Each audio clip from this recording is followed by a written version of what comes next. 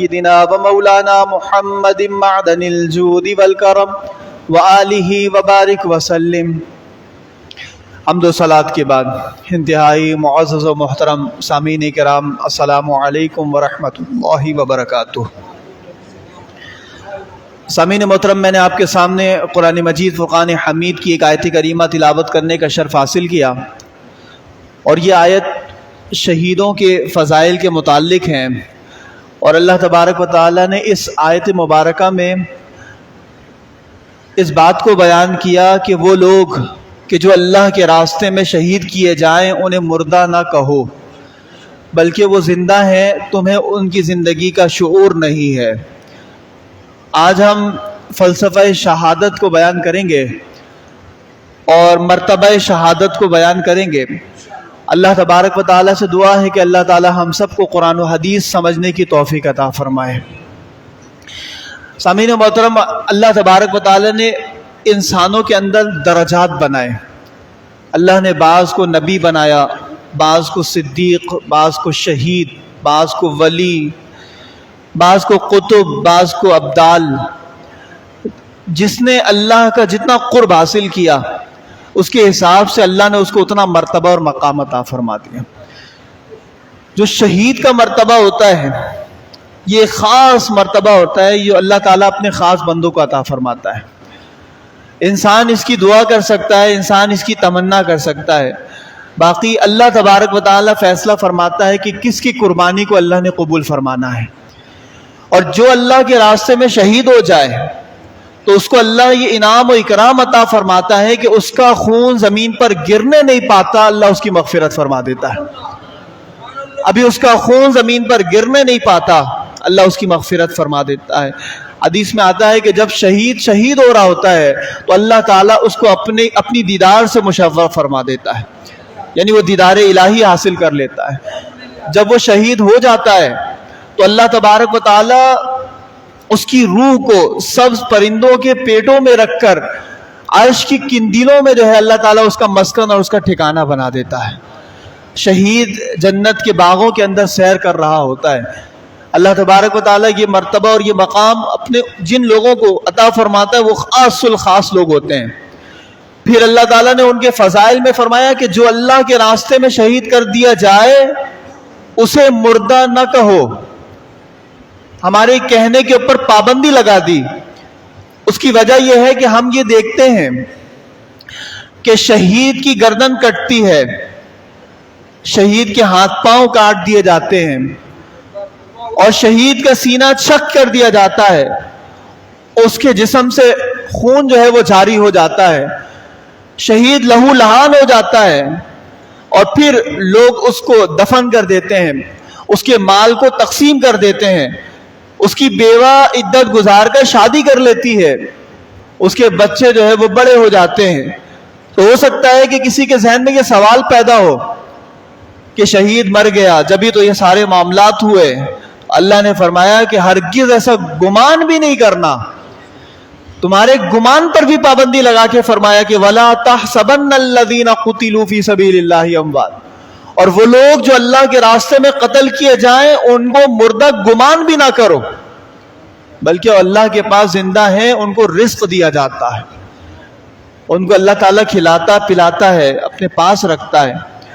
تو یہ شہادت، اقبال نے کہا نا کہ یہ شہادت گہے الفت میں قدم رکھنا ہے، لوگ آسان سمجھتے ہیں مسلمان ہونا۔ شہادت ہے مطلوب اور مقصود و مومن، نہ مال غنیمت نہ کشور کشائی۔ یہاں پر حال یہ ہوتا ہے کہ انسان کو کوئی کشور کشائی نہیں، کوئی مال و دولت نہیں، کوئی ناموری نہیں، وہ بس یہ چاہتا ہے کہ یہ جان جو ہے وہ اللہ کے نام پر قربان ہو جائے۔ اعلیٰ حضرت نے اسی کو تو کہا نا کہ کنو تیرے نام پہ جان فدا، نہ بس ایک جان دو جہاں فدا، دو جہاں سے بھی نہیں جی بھرا میرا، کروں کیا کروڑوں جہاں نہیں ہے۔ اعلیٰ حضرت کہتے ہیں کہ اگر میرے پاس کروڑوں جان ہو تو میں وہ کروڑوں جان اللہ کے نام پہ قربان کر دوں۔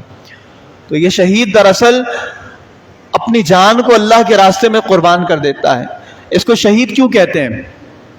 شہید کا مطلب ہوتا ہے گواہی دینا۔ شہید جو ہوتا ہے وہ گواہی دے رہا ہوتا ہے۔ ہم اور آپ گواہی دیتے ہیں کسی ایسے واقعے کی کہ جو ہم نے आंखों देखा होता है, जो हम देख चुके होते हैं। तो हम गवाही कैसे देते हैं? अपने आंखों से, कि हमने ये चीज देखी है और अपनी जबान से गवाही दे रहे होते हैं। और शहीद वो होता है कि जो अपनी जान देकर ये बता रहा होता है कि जिस रब को मैंने माना है वो सच्चा है, जिस दीन पे मैं अपनी जान को कुर्बान कर रहा हूं वो दीन सच्चा है, जिस नबी के लिए मैं फिदा हो रहा हूं वो नबी मेरे नजदीक सच्चे। तो इससे बड़ी और कोई गवाही नहीं हो सकती, जो शहीद अपनी जान को दे रहा होता है। तो कहते हैं ना, शहीद की जो मौत है वो कौम की हयात है। शहीद जब मरता है तो मरता नहीं है, बल्कि उसके बाद कौम जिंदा हो जाती है। हदीस शरीफ में आता है कि शहीद दो तरह के होते हैं। एक शहीद हकीकी होता है, जिसके बारे में आप अभी गुफ्तगू कर रहे हैं।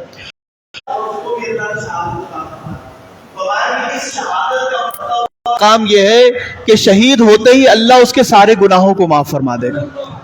यानी ये अभी मुत्तकी और परहेजगार नहीं था, गुनाहगार था, गुनाहों वाली जिंदगी गुजार रहा था, लेकिन सिर्फ शहीद होने की वजह से अल्लाह ने उसके सारे गुनाहों को माफ फरमा दिया। और तीसरा फरमाया कि वो मुनाफिक है कि जो बज़ाहिर मुसलमान बना हुआ है, अंदर से वो मुनाफिक है, और ना चाहते हुए वो मैदान जंग में चला गया और काफिरों के हाथ मारा गया। आप अलैहिस्सलाम ने इरशाद फरमाया कि अल्लाह इसको कुछ भी नहीं अता फरमाएगा, क्योंकि ये मुनाफिकत और ये निफाक एक ऐसी बीमारी है जो कि कुफर से बड़ी है। तो शहादत जैसा रुतबा भी ना ये निफाक को खत्म नहीं कर सकती। हदीस शरीफ में आया कि ये तीसरे किस्म के लोग वो मुनाफिक हैं जो जबरदस्ती जाते हैं, जाने का दिल नहीं करता, मजबूरी की कैफियत में जाते हैं। तो फरमाया कि शहादत भी उसके निफाक को खत्म नहीं करती। फिर आप अलैहिस्सलाम ने इरशाद फरमाया कि जब शहीद हो रहा होता है तो दुनिया तो ये देख रही होती है कि इस शहीद ने कितनी बड़ी कुर्बानी दी, कि किसी ने चूटी जो है वो उसके जिस्म को काट ले, या किसी ने उसके जिस्म के किसी हिस्से को हल्का सा दबा दिया हो। यानी शहादत की जो तकलीफ है, हमें ऐसा लगता है कि वो बहुत तकलीफ से गुजर रहा है, लेकिन उसकी तकलीफ सिर्फ एक चींटी के काटने की हद तक होती है।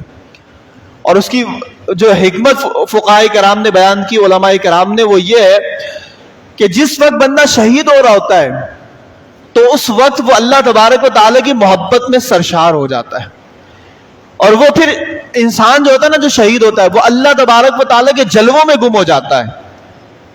अब दुनिया का हाल यह है कि अगर कोई पोस्टमार्टम के लिए जा रहा, कोई जो है वो ऑपरेशन के लिए जा रहा होता है, तो डॉक्टर उसको एक मेडिसिन दे देते हैं जो सुन करने के लिए होता है।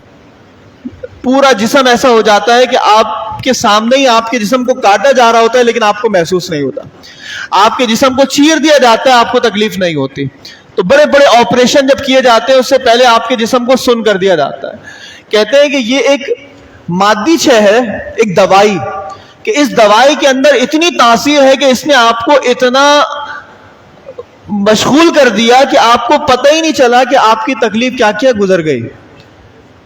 कहते हैं जब एक दवाई के अंदर अल्लाह ने ऐसी तासीर रखी है, तो आप सोचो कि जब इंसान अल्लाह के जलवों में गुम होगा तो वो ऐसा बेखबर हो जाएगा कि अगर उसकी गर्दन भी कट जाए तो उसको कोई तकलीफ नहीं होगी, कोई तकलीफ नहीं होगी। और फिर उलमाए किराम ने फरमाया कि जब मिस्र की औरतों ने हज़रत जुलेखा से ये कहा कि ऐ जुलेखा, तुम्हारे पर अफसोस हो कि तुम एक गुलाम के ऊपर, एक खादिम के ऊपर जो है वो फरिफ्ता हो गई, तुम्हारा दिल उसके ऊपर आ गया। मुराद हज़रत यूसुफ हैं, क्योंकि यूसुफ अलैहिस्सलाम अजीज़ मिस्र के दरबार में गुलाम की हैसियत से थे।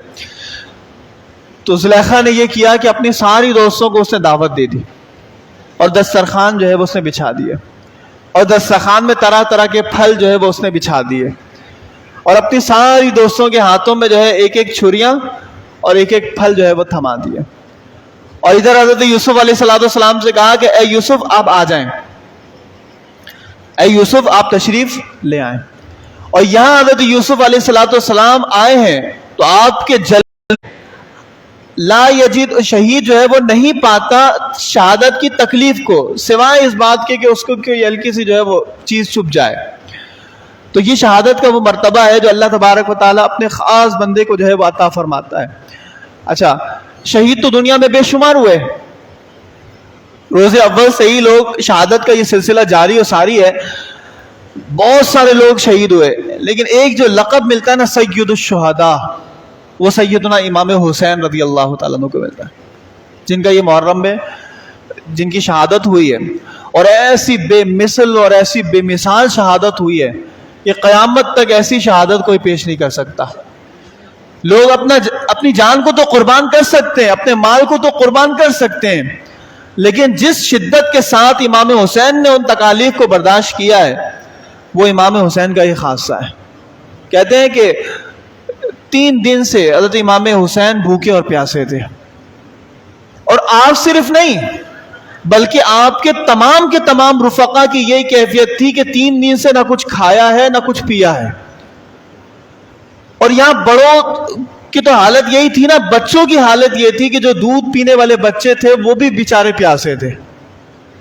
तो इंसान जो बड़ा होता है उसको अपनी तकलीफ इतनी तकलीफ नहीं लगती, लेकिन जितनी अपने घर वालों की तकलीफ उसको महसूस होती है। तो आप इमाम हुसैन की कुर्बानी देखें कि उनको अपनी तकलीफ याद नहीं, वो पी सकते हैं लेकिन नवाइस रसूल और उनके रुफका नहीं पी सकते। आप सोचें कि फिर ये कुर्बानी कितनी ज्यादा पड़ जाती है। अच्छा, सामने वाले अगर काफिर हो, मुर्तद हो, दुश्मन हो, तो फिर तो बंदा कहता है ना चलो ये तकलीफ मिली भी तो दुश्मनों की तरफ से मिली। और अगर सामने जो आपको तकलीफ पहुंचाने वाला है वो भी अजाने दे रहा हो, वो भी अजान दे रहा हो, साथ साथ नमाजें पढ़ रहा हो, और नमाज के अंदर इन्हीं नवासे रसूल के ऊपर दुरूद और सलाम पढ़ रहा हो, जब अजान दे रहा हो तो इन्हीं के नाना का जिक्र जो है वो बुलंद कर रहा हो, तो आप सोचें कि इंसान को उस वक्त कितनी तकलीफ महसूस होती है कि जो हमें तड़पाते हैं, जो हमें तकलीफ पहुंचाते हैं, वो कोई और नहीं, वो भी तो अपने आप को मुसलमान ही कहते हैं। फिर इमाम हुसैन को अपने और अपने घर वालों की कुर्बानी को तो पता था, साथ साथ आपको ये तकलीफ भी खाई जा रही थी कि कल क्या होगा, कि जब मैं शहीद हो जाऊंगा, मेरे ये साथी शहीद हो जाएंगे, तो फिर खवातीन के साथ क्या होगा। आज हमारे होते हुए ये इतनी तकलीफें देते हैं, तो हमारे दुनिया से चले जाने के बाद ये क्या कुछ करेंगे, वो तकलीफ और है। कहते हैं इमाम हुसैन रज़ी अल्लाह तआला अन्हु जब आप मैदान करबला में आए थे तो आपके सर और दाढ़ी के सारे बाल सियाह, और जब आपकी शहादत हुई तो आपके सर और दाढ़ी के बाल बिल्कुल सफेद हो चुके थे। इस गम ने आपको बूढ़ा कर दिया। तो बेमिसल और बेमिसाल अगर शहादत है ना, सय्यदुश शुहदा का लक़ब जिनको दिया जाता है वो सय्यदना इमाम हुसैन है। लोग कहेंगे कि हज़रत उस्मान गनी रज़ी अल्लाह तआला अन्हु को भी तो भूखा और प्यासा रखा गया, हज़रत उस्मान गनी को भी तो घर का मुहासरा करके उनको शहीद किया गया, तो उनका भी मुहासरा था, वो भी भूखे और प्यासे थे, लेकिन वो अपने ही घर के अंदर थे। और इमाम हुसैन वो हैं कि जो भूखे और प्यासे थे अपने घर पे नहीं, कोसों दूर सफर की हालत में पराये देश के अंदर जाकर मौजूद थे, वहां पर जाके आपको शहीद किया गया। तो ये कुर्बानी क़यामत तक याद रहेगी। इसी वजह से हम इनको जो लक़ब देते हैं, हम कहते हैं सय्यदुश शुहदा, यानी सारे शहीदों के सरदार। अच्छा, शहीद जब शहीद हो जाता है तो कुरान ने उनके बारे में जो सबसे बड़ी फजीलत बयान की ना, वो ये फजीलत बयान की कि वो शहीद, और कहा कि ये देखो ये है शहीद की जिंदगी के ऊपर दलील। इमाम जलालुद्दीन सुयूती रहमतुल्लाह अलैह ने अपनी किताब के अंदर एक